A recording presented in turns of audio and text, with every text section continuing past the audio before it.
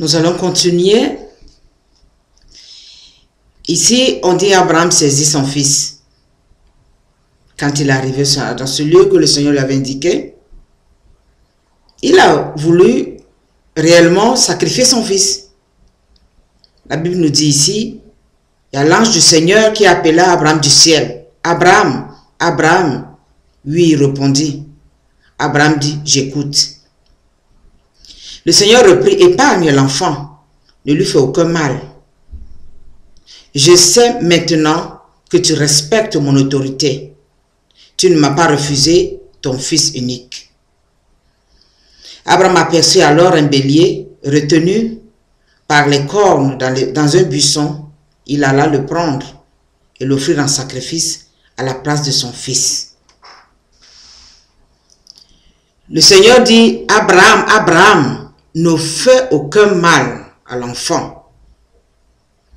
Parce que si on laissait le Seigneur faire ce sacrifice, moi je me dis, en tant qu'être humain, on allait dire notre Dieu c'est un meurtrier. Mais il tue. Non.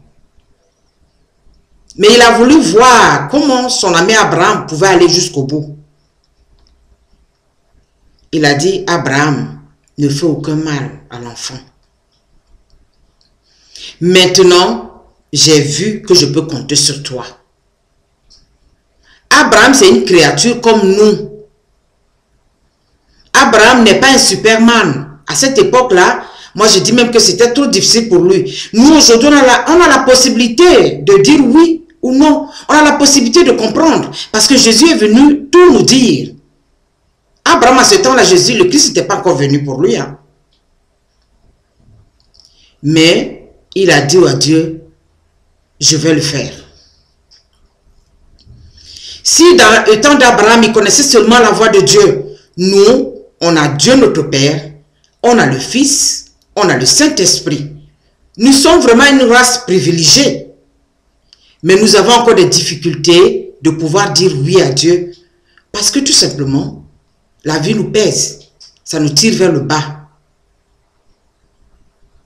Mais souvent, quand le Seigneur nous amène un peu plus loin comme ça, c'est parce qu'il veut nous confier quelque chose de très important.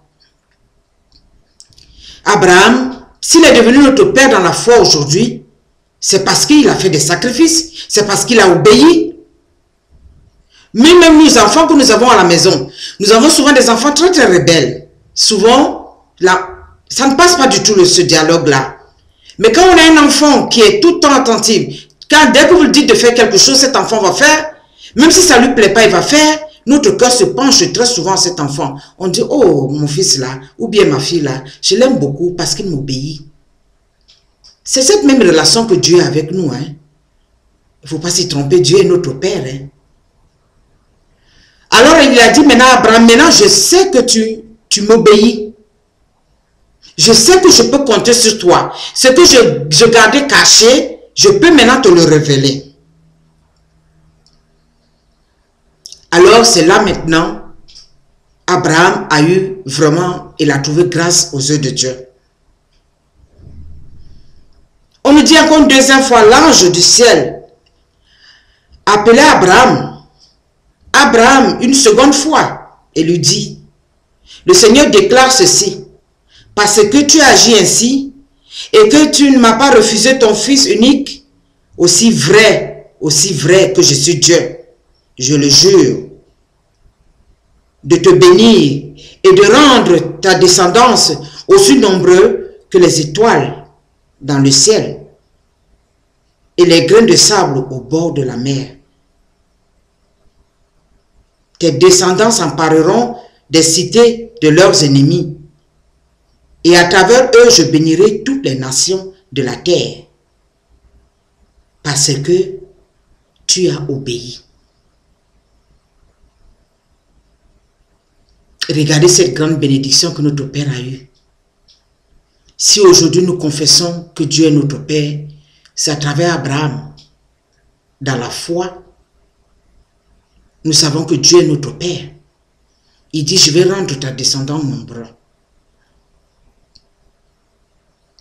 Si vraiment nous obéissons au Seigneur, voilà comment il récompense la personne qui l'obéit. Moi, je dis toujours, rien n'est donné pour rien. Notre Dieu nous apprend que dans la vie, on ne peut pas acquérir des choses facilement. Quand on cherche la facilité dans la vie, alors cette facilité nous tue. Parce qu'il y a des personnes, ils ne veulent vraiment pas aller loin dans leur vie, ils veulent que tout claque. On vient, on met sur leurs pieds. Et c'est ce qui se passe souvent avec nos enfants, quand nous avons peut-être, on a toujours en train de dire, j'ai beaucoup souffert dans ma vie, alors je ne veux pas que mon enfant souffre autant. Et on les pourrit, on les donne tout. Dès que l'enfant crie, on donne. Dès que l'enfant crie, on donne. Cet enfant ne peut même pas faire un petit effort. Vous savez que dans la vie, pour acquérir quelque chose de bon, il faut donner un tout petit peu d'effort. Abraham nous a montré qu'il faut obéir à Dieu. Mais obéir jusque là où Abraham a obéi, il faut vraiment aimer Dieu.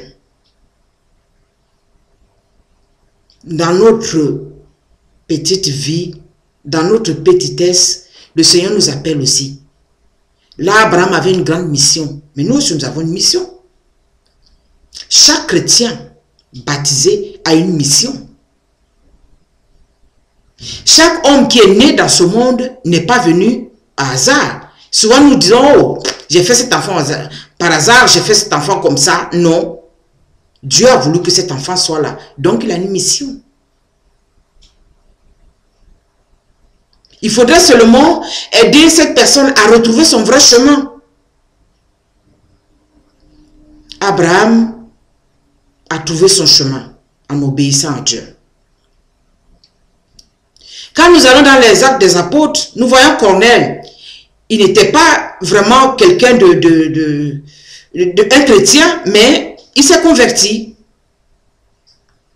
Mais on dit un après-midi, l'ange est venu le trouver. Il lui a dit, Corneille, j'ai vu tout ce que tu fais, tout le bien que tu fais aux pauvres. Maintenant, voilà, il faut envoyer quelqu'un pour aller trouver telle personne. C'était Paul.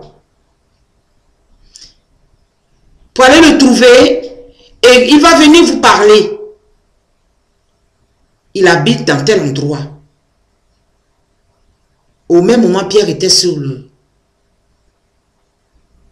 Il était en train de méditer, il est en train de prier. Et Dieu lui montre une vision. Dans cette vision, Pierre ne comprenait pas encore ce que Dieu lui disait de faire. Mais c'est quand les gens sont venus le chercher qu'il a compris. Chacun de nous a une mission. Il suffit seulement de disposer son cœur à Dieu. Et comme je dis, avoir une relation étroite avec le Seigneur, il vous montre. Et quand vous dites oui, alors il commence à vous révéler ce qui est caché. En ce temps-là, vous devenez son partenaire. Il vous dit, il faut aller là, il faut aller là, il faut aller dire ceci, il faut aller dire cela. De ma part. Abraham nous a montré le chemin. Est-ce que nous aussi aujourd'hui, nous sommes prêts à pouvoir dire oui à Dieu avec tous les sacrifices qu'on peut faire dans notre vie pour pouvoir dire oui à Dieu? Si je suis là ce soir pour parler de ça, parce que je sais qu'il y a beaucoup de personnes qui ont une relation comme l'eau et l'huile. Cette relation de Dieu est tout pour me donner tout. Il n'est que là pour me faire du bien. Moi, je ne voudrais pas aller loin avec lui parce que. Mes frères et sœurs, pour connaître mieux quelqu'un, il faut l'approcher. Il faut le fréquenter. Il faut l'écouter. Il faut l'obéir. Surtout notre Dieu. Il ne va pas te faire perdre. Il n'est pas comme des amis qui vont te donner des conseils, sachant que ça ne peut pas t'amener loin. Mais Dieu, il ne va pas te faire perdre. Nous faut seulement écouter, obéir, comme Abraham. Soyons prêts aussi à sacrifier quelque chose dans nos vies. Sacrifier notre temps, par exemple. Donner ce temps-là au Seigneur, lui dire, nous sommes là pour toi. Je veux donner de mon temps pour te servir. Et vous allez voir que Dieu va se manifester. Nous allons passer une deuxième étape. Le Seigneur va nous parler encore pour une troisième fois.